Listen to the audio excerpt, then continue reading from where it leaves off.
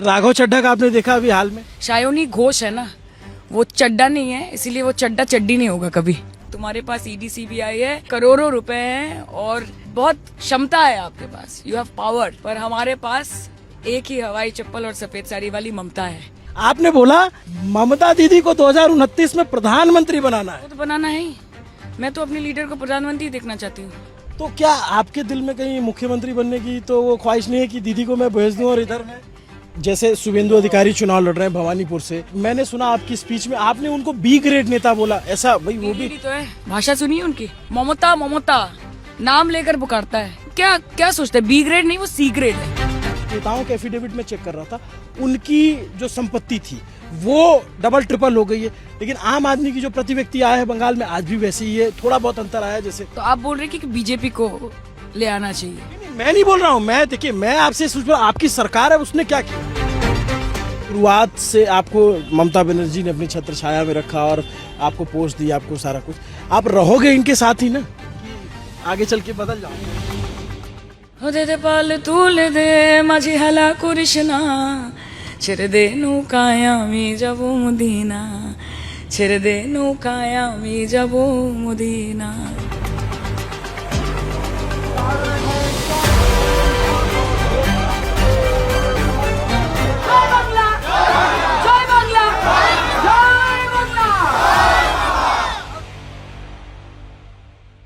जनता अपने नेता के इंतजार में बेकरार है। सायोनी घोष पश्चिम बंगाल की चर्चित नेता, टीएमसी की स्टार प्रचारक, बीजेपी के तमाम स्टार प्रचारक एक तरफ और टीएमसी की एक स्टार प्रचारक सायोनी घोष एक तरफ। सोशल मीडिया की गैदरिंग कुछ ऐसी ही है। सायोनी घोष वर्धमान जिले में प्रचार करने आ रही हैं और हम इनसे बातचीत करने की कोशिश करेंगे, जानेंगे कि इनको बंगाल के चुनाव में क्या नजर आ रहा है और ये अपना नैरेटिव पहुंचाने में कितना कामयाब हुई हैं। नीचे आप देखेंगे तो बहुत भीड़ है और ऊपर आप देखेंगे तो हेलीकॉप्टर अब लगभग लैंडिंग के लिए तैयार है। जादवपुर से सांसद हैं, टीएमसी की यूथ विंग की अध्यक्ष हैं और हेलीकॉप्टर अब जो है हेलीपैड पे लैंड करने को तैयार है।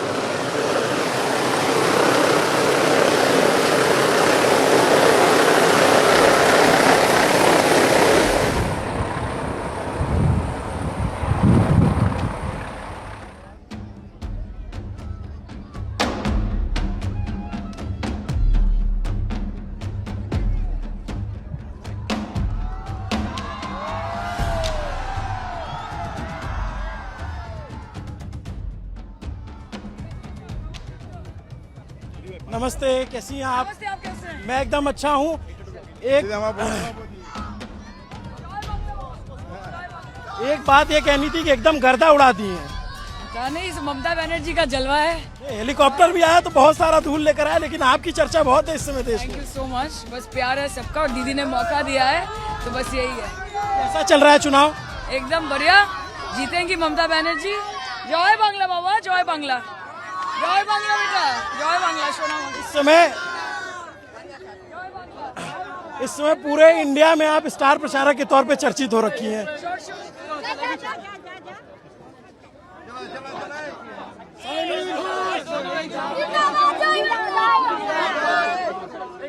थोड़ा सा रहेगा। हाँ हाँ, कैंपेन ट्रेल है आपका। লাগে না কি আমাকে এমনি তো জিতবে। প্রথম এসেছেন আমার ডেলি প্রত্যেক বছর চাই একবার করে। ये आपकी कौन सी रैली है, कितने नंबर की गिनती कर पा रही हैं? नॉट रियली 80, 80, 85 पर डे कितने कितने कैंपेन हो? 4-5 तो रह रहे हैं। इसमें मीटिंग भी रहता है, इसमें रैलीज भी रहती है। पहले चरण का चुनाव हो गया और दूसरे चरण का, तो आपको क्या रिस्पांस लग रहा है लोगों में? सब दीदी के साथ है। रिस्पांस मैं जो बोल रही हूँ वो नहीं होगा, रिस्पांस आप जो देख रहे हैं और आप जो दिखाएंगे वो होगा। ये जय बांग्ला आप लोगों का नारा है जय श्री राम के बरक्स में। जय श्री राम तो कोई पॉलिटिकल नारा हो नहीं सकता, वो तो रिलीजियस स्लोगन है। जय बांग्ला बंगला के लिए, बंगाल के लिए, ये हमारा नारा है, टीएमसी का नारा है।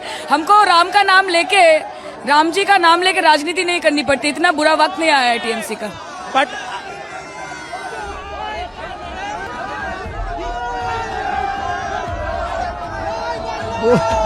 फ्लाइंग किस एक्सचेंज हो रही है इधर से उधर। कैसा एक्सपीरियंस है इस बार? मुझे लगता है पहली बार आप इस तरीके से स्टार प्रचारक के तौर पे कर रही हैं। नहीं, मैं तो टीएमसी की स्टार प्रचारक रही हूँ। विधानसभा चुनाव में पहली बार आई हूँ और बढ़िया एक्सपोजर है, बढ़िया एक्सपीरियंस है। आप पहले टीचर थी क्या, डांस टीचर? नहीं, कभी किसी के कॉलेज में? मैं सीखी हूँ क्लासिकल डांस, पर टीचर कभी नहीं रही हूँ। I am an actor and from there I have come to politics. 2021 में आई हैं और बहुत जल्दी आपका फिल्म इंडस्ट्री से मन हट गया। नहीं, मैं 16 साल में फिल्म इंडस्ट्री में थी। 16 इयर्स मैंने 16 साल की उम्र से काम शुरू किया और नाउ आई एम 33, सो लगभग 16 साल काम किया है और अभी भी करते हैं, अभी भी फिल्म्स चल रही। पहला विधानसभा आपने आसनसोल से लड़ा था, अब तब के और अब में क्या फर्क समझ में आ रहा है? फर्क ये है कि अभी I am in the organization, प्रदेश युवा की अध्यक्ष हूँ, तो अभी राजनीति बेहतर समझ में आती है, लोगों से कनेक्ट बढ़ गया है। आपके भाषणों की बहुत चर्चा आपको पता चल रहा है? जी, बोलते हैं पसंद आता है सबको। मेरा कुछ नहीं है, सब लोगों का प्यार है।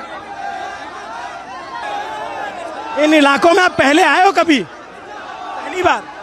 पिछली बार बर्धमान जिले की 16 की 16 सीटें आप लोगों ने जीती थी, इस बार आपको क्या फीडबैक? सेम, सारा जीतेंगे। अमित शाह जी का बयान सुना आपने पहले चरण के बाद? पहले चरण की वोटिंग के बाद अमित शाह जी का बयान सुना? उनका बयान वो हमेशा देते रहते, इसमें सुनने वाली क्या बात है? बयान में से आधा तो जुमला है उनका। 110 सीटें जीतने का दावा किया उन्होंने। Good for him, all the best. क्या इश्यूज लगे इस बार आपको चुनाव में ज्यादा? सब हाथों के पीछे पड़े ममता बनर्जी के, ईगो में ले लिया है, फ्रस्ट्रेशन में चले गए बीजेपी के, बंगाल नहीं दखल कर पा रहे।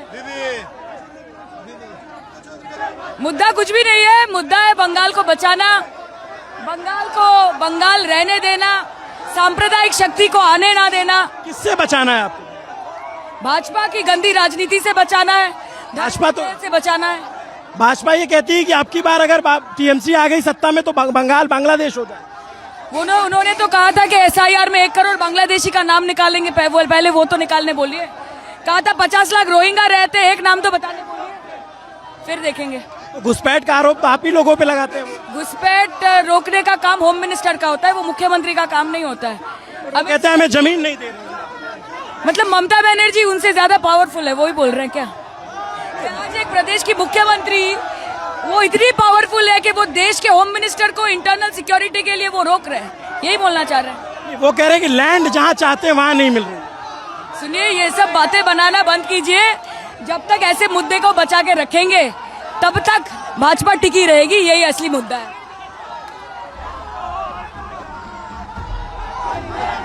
आप जो प्रचार कर रही है तो आप लोग एमएलए के काम पे वोट नहीं मांगते, आप लोग ममता बनर्जी के नाम पे वोट मांगते हैं। काम आपको दिख नहीं रहा है? रास्ते पे चल रही है, अमित शाह जी ने बनाया है, एमएलए ने बनाया ना, तभी गाड़ी ऐसी चल रही है स्मूथ।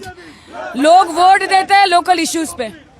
यहाँ पे हमारे जो विधायक साहब खड़े हैं आज के नहीं है, क्रेडिबिलिटी बनाई जाती है, वो एक दिन में नहीं आती, वो बीजेपी की तरह पॉलिटिकल टूरिज्म करके नहीं आती है। बट जो सबसे ज्यादा मेजर आरोप आपकी पार्टी के चुनाव आपके 15 साल के शासन पे है, आप लोग रोजगार देने में कम असफल रहे हो, ये बीजेपी का दावा। देश में नरेंद्र मोदी जी ने जितना रोजगार दिया उससे ज्यादा रोजगार ममता बनर्जी ने पश्चिम बंगाल में दिया है। नरेंद्र मोदी जी ने बोला था कि साल में 2 करोड़ नौकरी, 12 साल में 24 करोड़ नौकरी, 2 करोड़ दे पाए, हिसाब आप दिखाइए ना। बट एक बात बताइए कि आपको नहीं लगता कि बंगाल में उस तरीके की आर्थिक प्रगति नहीं हुई जितना मुंबई, दिल्ली, इन सब? नहीं लगता, हमारी जीडीपी काफी अच्छा कर रही है, बंगाल के लोग खुशहाली में हैं। अगर बंगाल के लोगों को परिवर्तन चाहिए तो वो मैंडेट बंगाल के लोग देंगे, लेकिन इस मिट्टी में, बंगाल की मिट्टी में विभाजन का कोई स्थान नहीं है। जो communal politics, hate politics Narendra Modi, Amit Shah और भारतीय जनता पार्टी करती है, उसका कोई स्थान नहीं है। अभी स्पीच देने जा रही हैं यहाँ पर, क्योंकि पीछे पब्लिक है।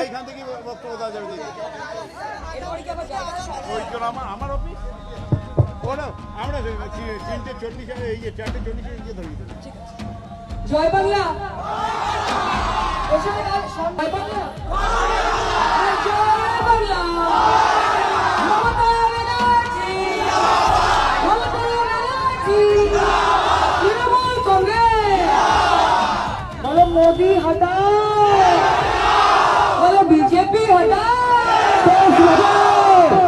কি খেলা হবে তো নাকি খেলা হয়ে গেছে বল? আর বোতাম নম্বর কত? প্রার্থীটা কে? তাহলে অচলদা আমার খুব ফেভারিট, কিন্তু তোমাদেরও ফেভারিট, আমারও ফেভারিট, মমতা দি আর অভিষেক দারও ফেভারিট। এই লড়াই বাংলা বাঁচানোর লড়াই, এই লড়াই বাংলা ভাষা, বাংলা জাতি, বাঙালির সম্মান, বাংলার মাটি, বাংলার মা, বাংলার মানুষকে বাঁচানোর লড়াই। আর শুধুমাত্র দিদিকে চতুর্থবার মুখ্যমন্ত্রী করার লড়াই নয় বন্ধু, এটা 2029-এ মমতা ব্যানার্জিকে দেশের প্রধানমন্ত্রী করার লড়াই। তাহলে 4 তারিখে তো কথা বলি হবে, দেখতে পাবে। আর এখানে মার্জিন কত হবে আমি জানতে চাই। কি মার্জিন কত? 40? 50 যদি হয়ে যায় তারপর কিন্তু এসে আমিও সবুজ আমি খেলে যাবো। তাহলে জয় বাংলা, বৈষম্যের কোনো জায়গা নেই, বিভাজনের কোনো জায়গা নেই। হিন্দু মুসলমান শ্মশান কবরস্থান ইন্ডিয়া পাকিস্তানের রাজনীতি বাংলার মাটিতে চলবে না। সবাই মিলেমিশে একসাথে থাকবো, সবাই মিলেমিশে একসাথে লড়বো, একসাথে করবো, একসাথে জিতবো, করবো লড়বো জিতবো রে, তাই তো? তাহলে 2 লাইন হবে নাকি? সঙ্গে সঙ্গে গাইবেন নাকি? কি হবে?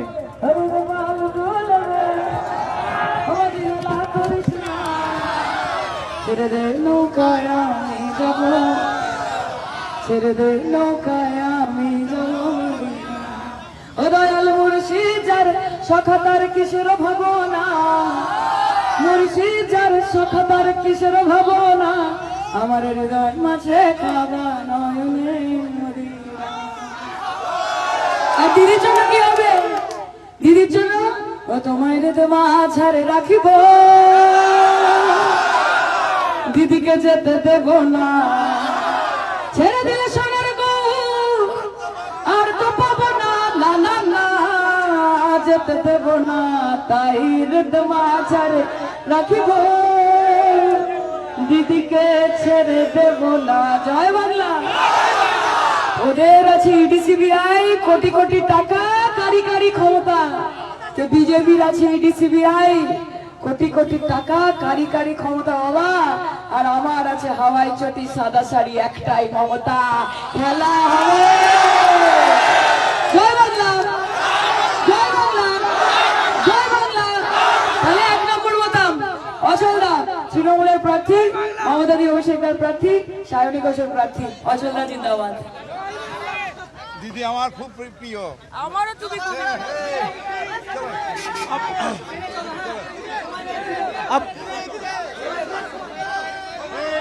अब थोड़ा अपने आप भाषण का हिंदी अनुवाद बताएंगे? बोल रहे अभी खाली रहेगा थोड़ा ट्रेल। कोई चोर, कोई चोर।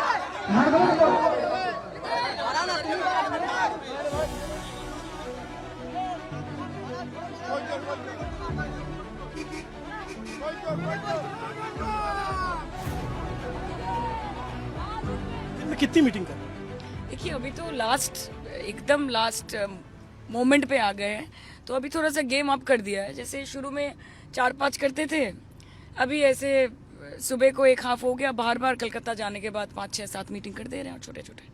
एक बात बताओ, आप अपने भाषण का थोड़ा अनुवाद तो बताओ हमारे दर्शकों को। कुछ नहीं, हम बोल रहे हैं आपको कि विभाजन की राजनीति नहीं करने देंगे बंगाल में, धर्म की राजनीति नहीं चलेगी बंगाल में। और ये जो अपना ताकत लगा रहे हैं यहाँ पे, जो मैंने बोला कि तुम्हारा अच्छी ईडीसीबीआई, कोटी कोटी टाका, काड़ी काड़ी क्षमता, इसका मतलब है कि तुम्हारे पास ईडीसीबीआई है, करोड़ों रुपए हैं और बहुत क्षमता है आपके पास, यू हैव पावर।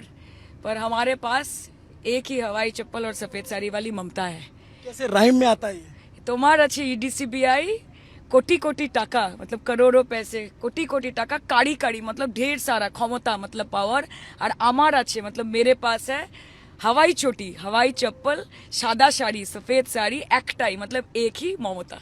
सो ऐसे आता है कि तुम्हारा আছে ईडीसीबीआई, कोटी कोटी टाका, काड़ी काड़ी क्षमता, আমার আছে हवाई चोटी। पूरा नहीं बता रही है। मैं क्या है कि मैं 20 दिन से बंगाल में हूँ, तो आमी अल्पो अल्पो बंगाली बुझती पारी। बोलो तो आपने बोला कि ममता दीदी को 2029 में प्रधानमंत्री बनाना है। वो तो बनाना है ही, मैं तो अपने लीडर को प्रधानमंत्री देखना चाहती हूँ, क्या प्रॉब्लम है इसमें?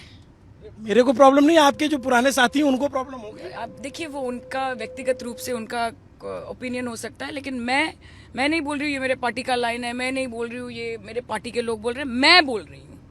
मैं as an individual, as a member of parliament Sayoni Ghosh, मैं बोल रही हूँ कि मैं अपने पार्टी, अपनी लीडर ममता बनर्जी को 2029 में देश की महिला प्रधानमंत्री के रूप में देखना चाहती हूँ। बट तो फिर लोग ये आजकल आप चूंकि बहुत पॉपुलर हो गए, मतलब पैन, मैं आपको एक कॉम्प्लीमेंट कर रहा हूँ ऑन कैमरा कि पैन इंडिया आप जो है इस समय बहुत पॉपुलर हैं। बीजेपी के बहुत सारे स्टार प्रचारक यहाँ आ रहे हैं और जो टीएमसी के एक स्टार प्रचारक जिसकी चर्चा पूरे देश में वो आप हैं। तो क्या आपके दिल में कहीं मुख्यमंत्री बनने की तो वो ख्वाहिश नहीं है कि दीदी को मैं भेज दूँ और इधर मैं I am a very new entrant to politics. मेरा तो अभी, मैं मतलब राजनीति के स्कूल में मैं क्लास 1 में पढ़ती हूँ शायद, अभी तो सीखा ही नहीं कुछ। दीदी ने, अभिषेक जी ने, टीएमसी पार्टी ने मुझे इतना बड़ा प्लेटफॉर्म दिया है और मैं बहुत मिडिल क्लास फैमिली से आती हूँ। 16 साल की उम्र से मैं एक्टिंग करती थी, फिर 2021 में ममता जी के साथ भेंट हुई। इसके पहले भी मैंने सरकार के विरोध में भी बहुत बातें कही थी, as an individual and as an actor. Mamata ji के विरोध में भी कहा था बहुत कुछ, पर दीदी को मुझ पे कोई गुस्सा नहीं था। जब 2021 में ऐसा सिचुएशन आ गया कि बंगाल बीजेपी दखल करना चाहती थी और वो रकस क्रिएट कर रही थी, तो मुझे लगा कि बंगाल के लिए लड़ना पड़ेगा। और तब ममता जी ने मुझे ऐसा एक प्लेटफॉर्म दिया, 2021 में विधानसभा चुनाव लड़ने का मौका दिया। हालांकि वहाँ पे मैं लगभग 4000 वोटों से मैं हार गई पहली बार। तो फिर दीदी और अभिषेक जी ने कहा, और तब प्रशांत किशोर जी भी थे, तो उन्होंने भी कहा कि देखो शाइनी, हार जीत तो लगी रहती है जिंदगी में, पर आप में पॉलिटिकल मेटल है। तो मैंने कहा क्या खाक मेटल है मुझ में, हार गई मैं आके, अब ना मेरे को सिनेमा में जाऊंगी तो वहाँ पे भी अधूरा सा लगेगा, यहाँ पे भी काम कर रही हूँ तो अधूरा सा लग रहा है।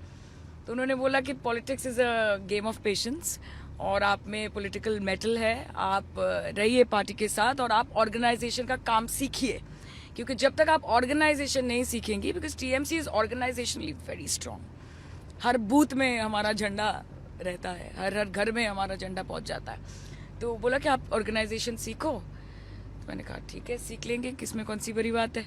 पर मुझे इल्म ही नहीं था कि क्या होता है organisation. I had no idea because I was not interested in politics at all. तो फिर अभिषेक जी ने अपना पोस्ट, मैं उनकी बहुत आभारी हूँ कि अभिषेक जी ने उनका पोस्ट, जो स्टेट मतलब प्रदेश अध्यक्ष, युवा अध्यक्ष का जो पोस्ट है, जो वो रहते थे, वो रह चुके थे, तो उन्होंने, वो खुद नेशनल जनरल सेक्रेटरी बन गए और ये पोस्ट मुझे उन्होंने ऑफर किया। 3 साल बहुत काम की, हर जगह गई, हर गली नुक्कड़, हर डिस्ट्रिक्ट घूमा, लोगों से मिले, काम सीखा, संगठन ने बहुत प्यार दिया, यूथ ने बहुत सारा प्यार दिया। एक कम्प्लीटली फिल्म बैकग्राउंड से आई हुई लड़की को इतना सम्मान देना, ये भी बंगाल की खासियत है, बंगाल के लोगों की खासियत है, क्योंकि दीदी एक महिला मुख्यमंत्री है, तो यहाँ पे महिलाओं का सम्मान बहुत ज़्यादा है। तो बस, और उसके बाद 2024 में ममता जी ने कहा कि जादवपुर से लड़ो। तो जादवपुर कभी उनकी सीट हुआ करती थी, 1984 में वो पहली बार सांसद बनी जादवपुर से, और उन्होंने कहा था कि प्रदेश युवा अध्यक्ष बना रहे हैं। मैं लास्ट कांग्रेस की महिला युवा अध्यक्ष थी, तो उसके बाद जी ने बनाया। जी, तो उसके बाद टीएमसी में महिला अध्यक्ष भी आप पहली बार हो, तो संभाल के रखना। अभिषेक जी ने कहा कि चमड़ी मोटी कर लो, बहुत कुछ सुनने में आएगा, politicians should have a thick skin. तो ये सब गुरु ज्ञान लेके बस उतर गई पॉलिटिक्स में। तो अभी क्या क्या सुन रहे हो आप? अभी तो लोगों को पता भी, अभी तो न्यू इंट्रोडक्शन का कोई है नहीं। अब बंगाल सोशल मीडिया पे आप अपने जो आपके भाषण आए उस पर जो रिएक्शन है देख रहे हो, खास करके जो काबा वाला गीत है, वो क्या गीत है, क्या है? आप वो तो एक बंगाल का बहुत पॉपुलर फोक गाना है। क्या है? वो बोलते हैं कि माझी को बोलते हैं कि माझी पाल तू ले दे, मतलब सेट अश्योर, अब चलिए, अभी अब वेट नहीं करना है, हमको काबा जाना है, हमको पुकारा है नबी जी ने, यही गाना है। और ये बंगाल का बहुत पॉपुलर गाना है। काजी नजरुल इस्लाम का लिखा हुआ है क्या? नहीं ऐसा, ये it's a very popular folk song, और मैंने भी ये कहीं सुना था, मतलब कभी भी आप यूट्यूब में अगर आप सर्च करो तो ये आपको मिल जाएगा। तो बस अभी कहीं गए तो किसी ने बोला कि दीदी एक गाना सुनाओ, तो कभी ठाकुर जी का गाना गाते थे, ठाकुर जी का गाना गा लिया। ये जो अभी बोल रहे थे कि रिद माझा रे रागबो छेरे दे बोना, वो कृष्ण भगवान के लिए गाना है। वो बोलते कि आपके मेरे दिल में आपको रखेंगे, आपको छोड़ नहीं देंगे, छोड़ेंगे नहीं कभी, ठाकुर जी के लिए गाना है ये। तो ये गा लिया। तो वहाँ पे कुछ महिलाएं थी, तो बोला कि और क्या गा सकते हैं, तो देखा कि बहुत लोग, मैंने बोला चलो दे दे पालतू ले दे गाई, ऐसे हाँ गाइए दीदी। ये गाना आज जाके अभी जाके आप सबने सुना है, लेकिन मैं 2021 से ये गाना गाती हूँ। अपने चुनाव में भी मैंने ये गाने बहुत ज्यादा गाए हैं। तो हमारे बंगाल में गाने को लेके भी विभाजन नहीं होता। थोड़ा सा आप इसको गुनगुना सकते हैं? कौन सा गाना? ये जो पालतू जो है, हो दे दे पालतू ले दे माझी हाला कृष्णा, ছেড়ে দে নৌকায় আমি যাব মদিনা, ছেড়ে দে নৌকায় আমি যাব মদিনা। इसका मतलब है कि आप नाविक से कह रहे हो कि चलो। नाव छोड़ दो, मदीना लेके और चलो। दूसरा जो गा रही थी वो क्या था? वो वाला था कि हो আমি যাবো ব্রজের कूले कूले, कि मैं ब्रज, ब्रज है ना, जैसे वृंदावन में, ये मथुरा में ब्रज लीला जहाँ चलती है, कि वहाँ के गली नुक्करों में जाएंगे और ठाकुर जी का नाम गुनगुनाएंगे और ठाकुर जी के पैरों की जो धूल है उसको अपने सर पे, अपने माथे पर लगाएंगे। हाँ, आमी ओई नयने नयन दिया और तो फिर वो ना, एक बार जो ठाकुर जी के नैनों में नैन मैंने डाल लिया तो वहां से मैं मुड़ूंगी नहीं। आमी ओई नयने नयन दिए और तो फिर वो ना ना ना ना, छेड़े देवो ना तुम्हारे रिदमा झारे राखीबो, तुमको ठाकुर जी को दिल के अंदर रखेंगे, उनको छोड़ेंगे नहीं। ये एक सेकंड बस रुकिएगा। जब आपने ये काबा वाला गाना गाया तो इतना ज्यादा वायरल हुआ, फिर आपका एक पुराना ट्वीट निकाल के लाया गया सोशल मीडिया पे कि कोई शिवलिंग पे कॉन्डोम की फोटो थी। वो तो पहले ही क्लैरिफाई कर दिया गया था कि वो 2015 की एक ट्वीट थी जो मैंने की भी नहीं थी। देखिए अभी ये सब बात बोल के कोई फायदा नहीं है, क्योंकि जिनको ट्रोल करना है वो करेंगे। फिर योगी, ये कहना चाहती हूँ कि 2015 के बाद, और अगर जब से मैं राजनीति में आई हूँ, कभी भी अगर किसी भी संप्रदाय लोगों को ठेस पहुंचाया है, दुख दिया है, तो बताइए। अच्छा एक बार बताओ, योगी जी ने फिर जो स्पीच दी उसमें आपको कहा काबा नहीं बनने देंगे, तो एक सांसद के बयान पे बुलडोजर चलने देंगे, बुलडोजर चलने देंगे। देखिए उत्तर प्रदेश की धरती नहीं है, योगी जी क्या बोल रहे हैं इससे हमको कुछ आता भी नहीं है, जाता नहीं है। बंगाल के लोग ये फैसला लेंगे कि बंगाल में शांति, संप्रीति और सद्भाव की राजनीति चलेगी। ये कोई मोदी जी या जोगी जी आके बंगाल में नहीं बोलेंगे, खुद को हम पे इम्पोज नहीं कर पाएंगे। चलिए हम आगे चलते हैं प्रचार में।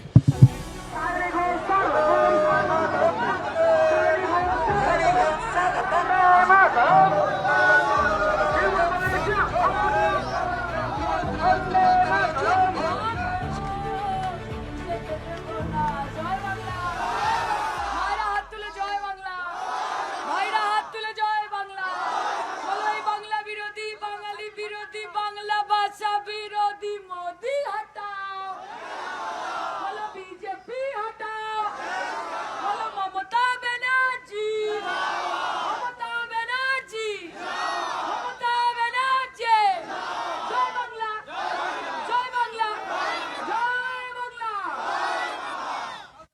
5 साल के हिसाब से आप प्रॉपर पॉलिटिशियन हो गए हो, मतलब स्पीच देना, ओरिएंटेशन, आई कोऑर्डिनेशन, लोगों का प्यार है। अब जिसकी लीडर ममता बनर्जी हो वो ना सीखेगी तो कौन सीखेगा बताइए। चलिए आगे बात करें। बार बार मैं आपके भाषणों में सुन रहा हूँ आप प्रधानमंत्री नरेंद्र मोदी और बीजेपी को बांग्ला विरोधी बताते हो, ऐसा क्यों है भाई? वो तो यहाँ पे चुनाव लड़ रहे हैं, उनके लीडर यहाँ बोलते हैं तो बोलते हैं बांग्लादेशी, बंगाली भाषा को अमित मालवीय ने बोल दिया बांग्लादेशी भाषा।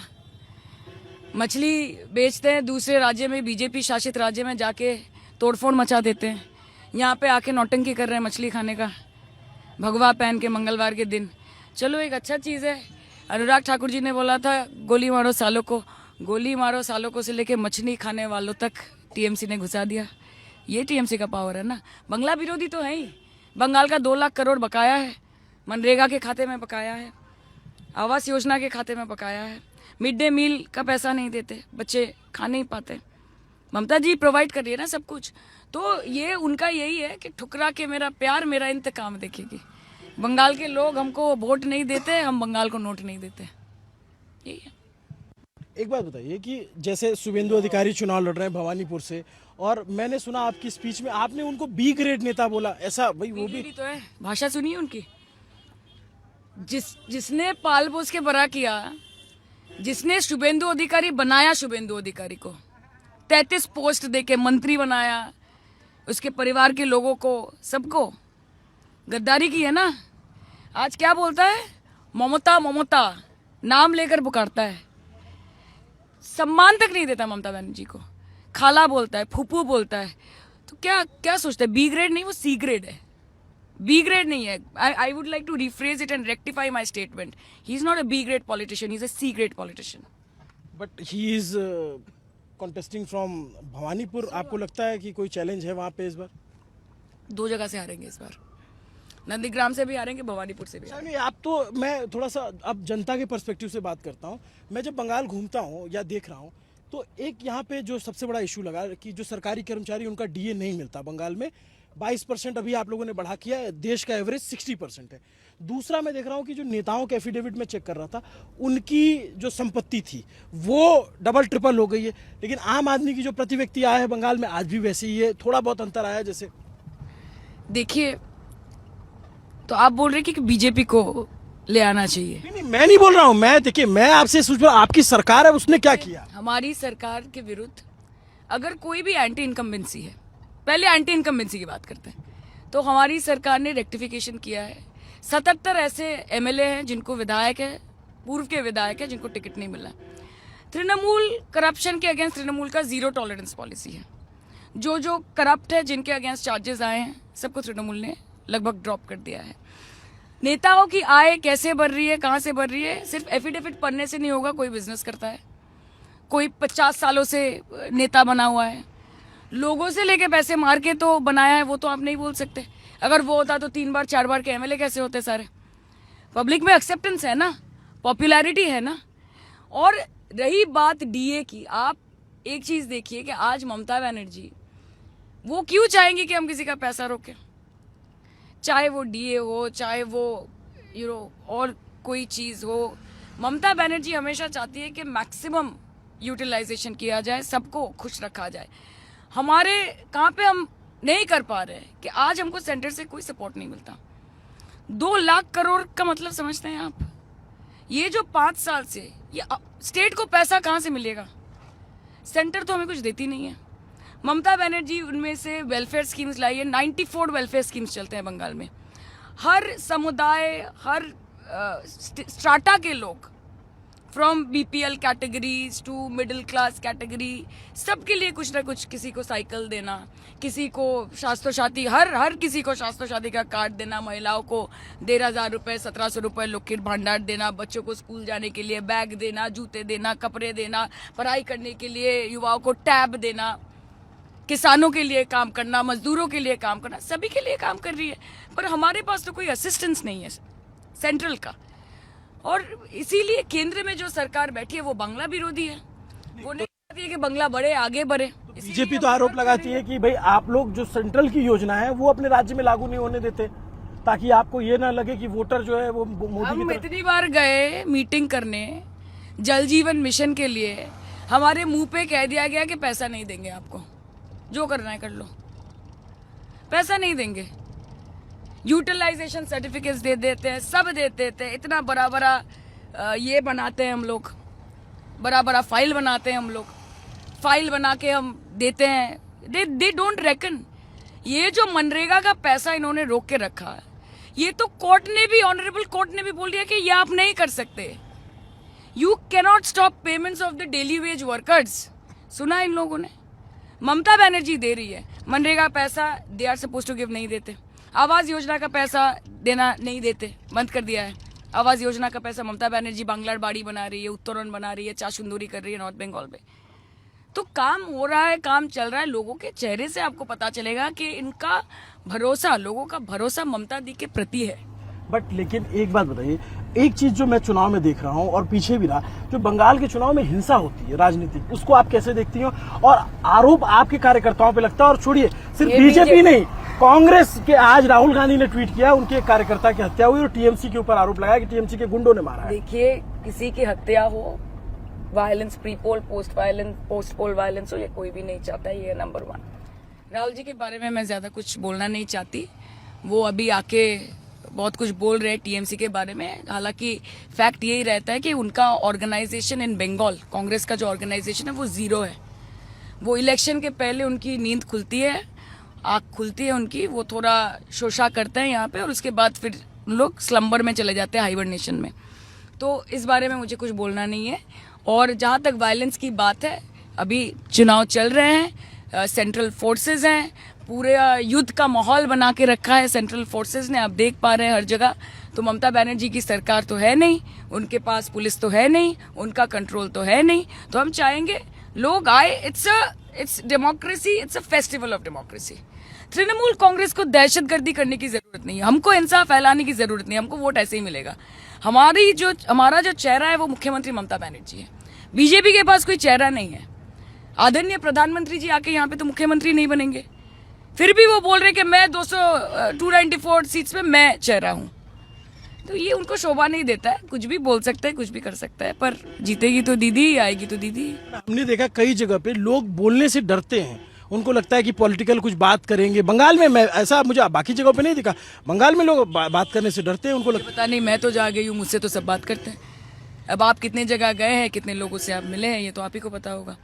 अच्छा एक बात बताओ, आपने एक चीज़ बोली कि शुरुआत से आपको ममता बनर्जी ने अपनी छत्र छाया में रखा और आपको पोस्ट दी, आपको सारा कुछ, आप रहोगे इनके साथ ही ना कि आगे चल के बदल जाओगे? देखिए, आज तक ममता बनर्जी जी ने, ये जो शुभेंदु अधिकारी की मैं बात बोल रही थी ना, ये गद्दार टर्म बंगाल में बहुत फेमस है कि मीर जाफर है ये सारे, कि जितना ममता बनर्जी ने किसी को दिया है उतना ज़्यादा गद्दारी किसी ने किया है। दीदी के प्रति मैं ड्यूटी बाउंड हूँ, आज मैं जो भी हूँ उनके लिए हूँ, वो उनसे सीख रही हूँ, उनको देख रही हूँ। हालांकि बंगाली में हम बोलते हैं कि आमी ओनार नोखेट जोग्य नहीं, मतलब मैं उनके वो कि नाखून के भी मतलब काबिल नहीं हूँ, इतनी भी मेरी हैसियत नहीं है। मेरा काम है उनके साथ रहना, उनकी ताकत बनना, पार्टी को आगे लेके जाना, अभिषेक जी का साथ देना। He is a very dynamic leader, जैसे पार्टी चला रहे, ऑर्गेनाइजेशन चला रहे, I am very very proud to have a leader like him. अब पार्टी मुझे जो काम देगी वो मैं करूँगी। राघव चड्ढा का आपने देखा अभी हाल में? सायोनी घोष है ना, वो चड्डा नहीं है, इसीलिए वो चड्डा चड्डी नहीं होगा कभी। Thank you. चलिए, तो ये सायोनी घोष, इनके साथ हमने जितना समय निकाल सकते थे बातचीत की, और अब प्रचार खत्म हो गया है, अब ये जा रही हैं। समय की कमी थी और भीड़ बहुत थी, हौच-पौच था, इसलिए मुझे लगता है कि पूरी बात मैं नहीं कर पाया हूँ।